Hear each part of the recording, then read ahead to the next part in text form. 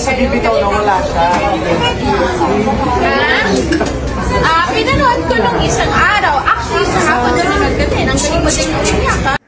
Mga ganap ng kapamilya actress at Diyosa sa ganda na si Ann Curtis kapag naroon ito sa Showtime. Seryosong kausap ang mga bagets sa hallway. Excited na kayo mag-ulit?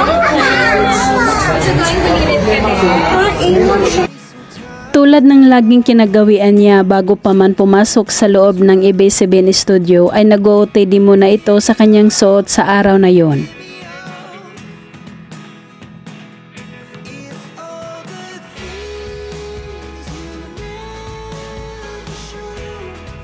Habang hindi pa nag-uumpisa ang show, paikot-ikot at sumasayaw-sayaw pa si Ann at tsikahan kasama ang mga Showtime host.